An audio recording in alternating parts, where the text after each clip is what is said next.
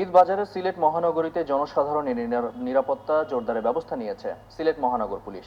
নগরীর সবকটি পয়েন্টে অতিরিক্ত পুলিশ মোতায়েনের পাশাপাশি গুরুত্বপূর্ণ পয়েন্টগুলোতে বসানো হয়েছে তল্লাশি চৌকি।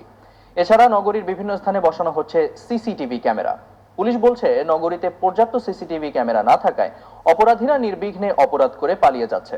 তবে সিটি কর্পোরেশন বলছে, ঈদের আগে পুলিশের চাহিদা অনুযায়ী বসানো হবে আরও সিসিটিভি ক্যামেরা। শ্যামানন্দ শ্যামলের ক্যামেরায় রিপোর্ট করছেন আব্দুল আলিম শাহ। ঈদ এলেই সিলেট অঞ্চলে সক্রিয় হয়ে ওঠে ছিনতাইকারী চক্র সহ অন্যান্য অপরাধীরাও। ছিনতাইয়ের শিকার হন কেনাকাটায় বের হওয়া ক্রেতারা। ঈদকে সামনে রেখে নগরীর বিপণী বিতানগুলো প্রস্তুত। স্বল্প পরিসরে শুরুও হয়েছে বেচাকেনা। তবে রোজার শেষের দিকে ঈদ বাজারে বাড়বে লোক সমাগম। তাই মার্কেটগুলোর সামনে নিরাপত্তা জোরদারের দাবি ব্যবসায়ীদের। প্রশাসনিকভাবে যাতে নিরাপত্তা ব্যবস্থা জোরদার করা হয়, কারণ সাধারণত দেখা গেছে যে এই কেনাকাটার মৌসুমে অনেক ধরনের ছিনতাই বা অন্য কিছু হয়ে থাকে, সেগুলোকে প্রোটেকশন দেওয়ার জন্য প্রশাসনিক পদক্ষেপ গ্রহণ করার জন্য আমি নিজে প্রস্তাব করেছি। ঈদ বাজারের নিরাপত্তায় বাড়তি পুলিশের পাশাপাশি গুরুত্বপূর্ণ পয়েন্টগুলোতে বসানো হয়েছে তল্লাশি চৌকি।